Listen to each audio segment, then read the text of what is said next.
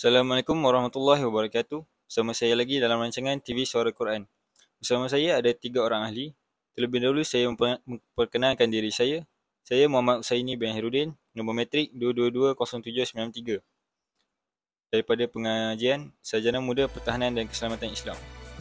Baik, dalam video ini kami akan membincangkan berkaitan tajuk dalam ulum Al-Quran, iaitu konsep mujizat Al-Quran.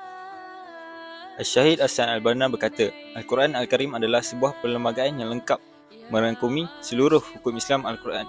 Al-Quran adalah sumber yang mencurahkan segala kebaikan dan ilmu ke dalam hati yang beriman. Al-Quran juga ialah alat yang terbaik untuk para ahli ibadat mendekatkan diri kepada Allah SWT dengan cara membacanya. Al-Quran juga pada bahasa mempunyai beberapa makna, iaitu mengumpulkan dan menghimpun. Dan qiraah bererti menghimpun huruf-huruf dan kata-kata satu dengan yang lain daripada satu ucapan yang tersusun rapi. Quran pada mulanya seperti qiraah, iaitu masdar dari kata qara'a qira'atan Qur'anan. Kata Qur'anah pada ayat di atas bererti qira'atuhu. Jadi kata itu adalah masdar menurut wazan fulan dengan vokal u seperti ghufran dan syukran. Kita dapat mengatakan qara'tuhu Quran qira'atan wa Qur'anan. Artinya sama. Di sini makruh diberi nama Quran, yakni penamaan maf'ul dengan masdar. Sedangkan pada istilahnya pula ialah kitab yang diturunkan Allah secara mutawatir kepada Nabi SAW yang bersifat mujizat, di mana pendapat pahala jika dibacanya yang terangkum dari awal surah Al-Fatihah hingga surah Al-Nahl. Bismillahirrahmanirrahim. Assalamualaikum dan salam sejahtera kepada semua. Bersama saya 2220558 Muhammad Roshan bin Muhammad Rasli. InsyaAllah hari ini saya akan kongsikan kepada anda semua satu tajuk yang amat perlu dititik beratkan oleh umat Islam pada hari ini, iaitu mujizat Al-Quran. Apakah itu mujizat? Ini insyaAllah saya akan kongsikan kepada anda semua tentang pengertian mujizat. Mujizat berasal daripada perkataan bahasa Arab, iaitu ajaza, yang membawa maksud ketidakkemampuan, ataupun mujizat boleh ditarifkan dari segi kata yang lain, iaitu sesuatu perkara yang dapat melemahkan musuh apabila ditentang. Ataupun dari segi kata yang lain juga, mujizat adalah satu perkara yang di luar kebiasaan dan pemikiran manusia. InsyaAllah kita akan pergi kepada seterusnya, iaitu klasifikasi mujizat. Klasifikasi mujizat yang pertama adalah mujizat hisiah dan kauniyah. Apakah itu mujizat hisiah dan kauniyah? Okey, mujizat hisiah dan kauniyah ni adalah satu mujizat yang dapat didengar, dirasa dan disentuh. Iaitu ataupun dari segi kata yang lain, mujizat ini boleh disebutkan sebagai mujizat indrawi ataupun mujizat material. Kerana apa? Kerana mujizat ini dapat didengar, dirasa dan disentuh oleh panca indera manusia. Okey, seterusnya adalah mujizat maknawiyah.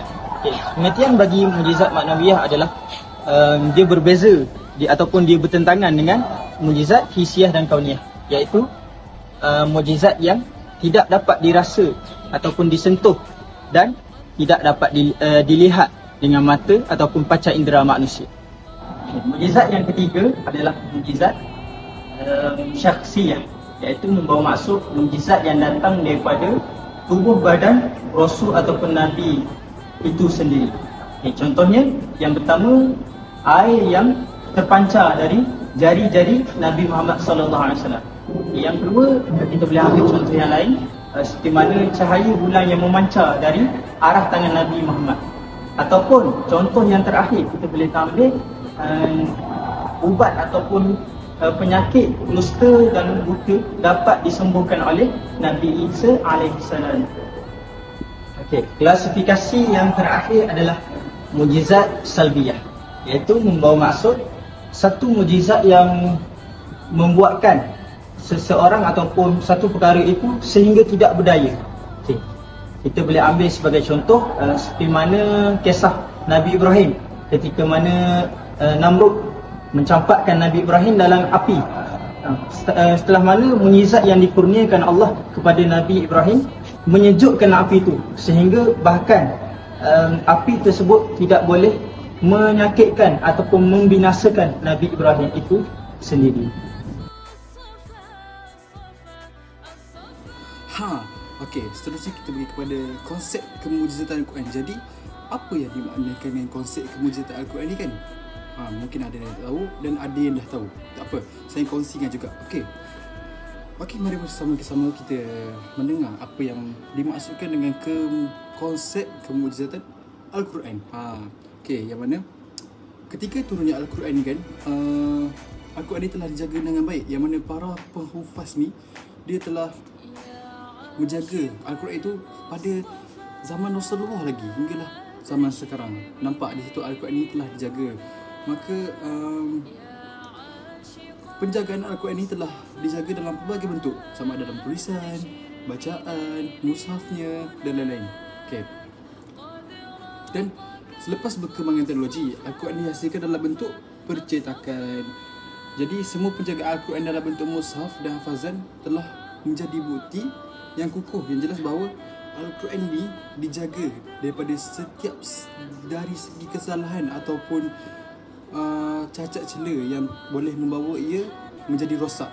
Jadi hal ini bertepatan dengan firman Allah Subhanahu Wa Taala yang bermaksud, semuanya kamilah yang menurunkan az-zikru, iaitu Al-Quran, dan kamilah yang memelihara dan menjaganya. Surah Al-Hijr ayat 9. Okey. Dalam kata-kata ataupun pendapat seorang imam, iaitu Al-Syahid Hasan Al-Banna, beliau telah berkata, Al-Quran Al-Karim adalah sebuah perlembagaan yang lengkap merangkumi seluruh hukum Islam, dan Al-Quran juga adalah sumber yang mencurahkan segala kebaikan dan ilmu ke dalam hati yang beriman. Dan Al-Quran juga adalah alat yang terbaik untuk para ahli ibadat mendekatkan diri kepada Allah Subhanahu Wa Taala dengan cara membacanya. Jadi Al-Quran ini merupakan, seperti yang kita tahu, adalah kitab suci dalam agama Islam, dan ia juga dianggap sebagai wahyu langsung daripada Allah kepada Nabi Muhammad mengikut perantaran Jibril. Dan kata Al-Quran itu juga, Al-Quran itu berasal daripada bahasa Arab yang bermaksud bacaan. Okey,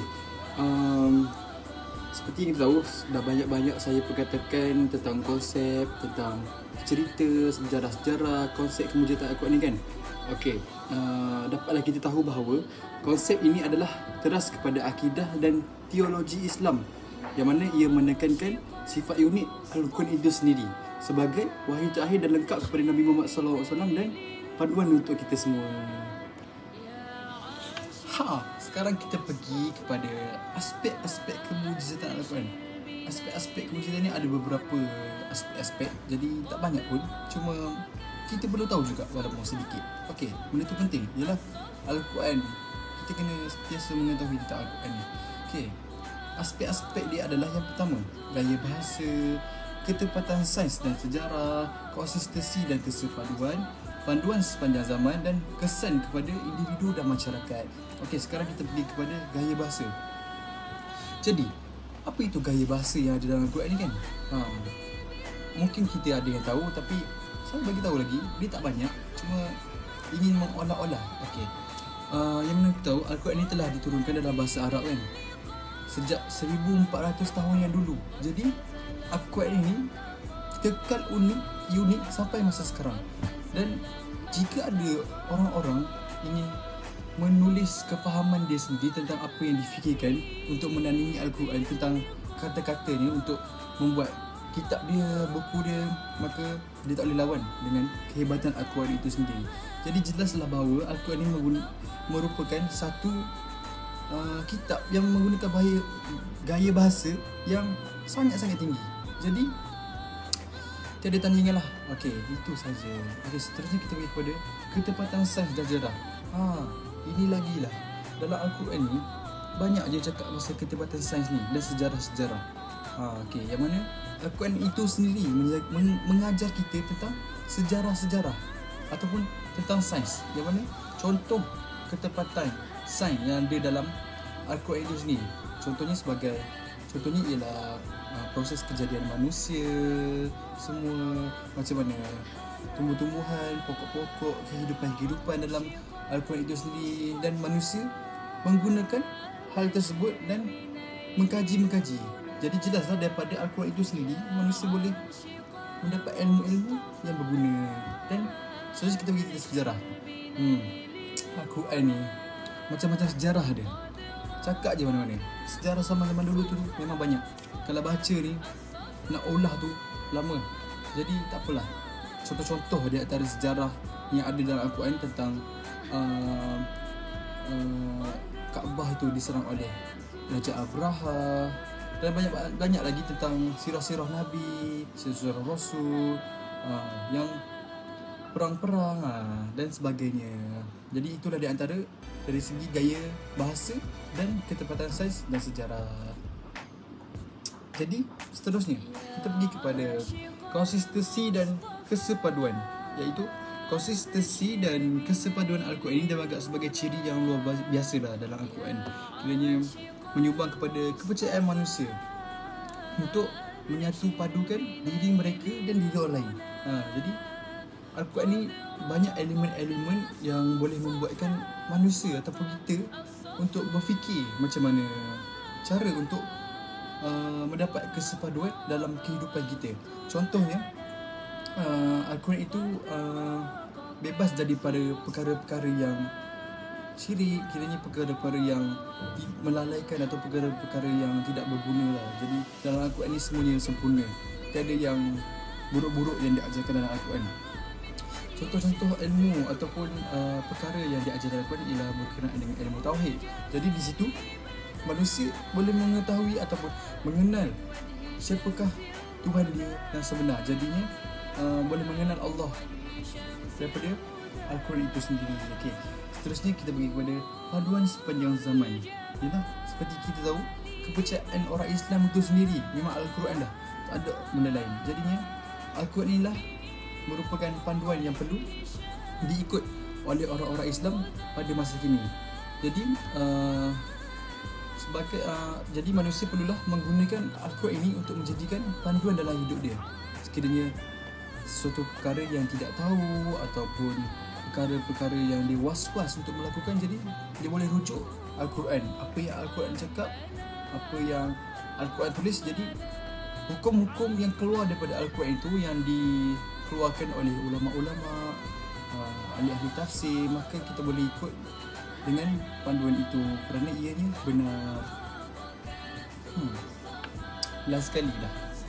Okay, apa yang last tadi kalau korang ingat? Tak apa, saya bagi tahu semula. Okey, yang last sekali ialah kesan kepada masyarakat dan individu.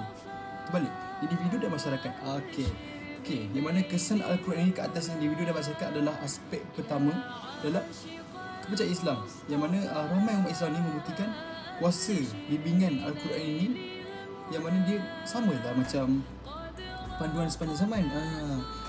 Kesan daripada panduan tu boleh membawa kesan kepada kehidupan manusia. Jadi dengan adanya panduan tadi, kiranya aspek-aspek ini makin lama makin berkait untuk kehidupan manusia itu sendiri sebagai panduan. Jadi dengan memegang panduan-panduan yang ada dalam Al-Quran, maka ia akan memberi aspek ataupun impak yang besar kepada individu dan masyarakat.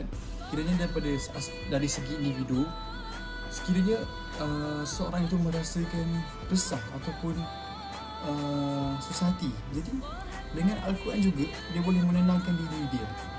Contoh, kalau seorang susah hati, dia stres, jiwa dia kacau, dia baca Al-Quran jadi tenang. Nampak tak? Di situ Al-Quran telah memberi kesan kepada individu. Okey, kalau dalam masyarakat pula, kebanyakan kesan kepada masyarakat ni ialah daripada ceramah-ceramah, yang mana ustaz-ustaz ni memberi ceramah tentang Al-Quran, tentang tafsir-tafsir Al-Quran, yang mana mengajar manusia, menceritakan manusia tidak tahu tentang Al-Quran untuk mengetahui apa sebenarnya isi yang ada dalam Al-Quran ni. Jadi nampak di situ dia memberi kesan yang besarlah kepada individu dan masyarakat. Senang cerita, memberi kesan yang besar kepada umat Islam. Jadi itulah di antara konsep kemujizatan Al-Quran dan aspek-aspek berkenaan dengan kemujizatan Al-Quran. Jadi sedikit sebanyak saya kongsikan apa yang saya baca. Kalau saya ada kurang, maafkan saya. Okey, terima kasih.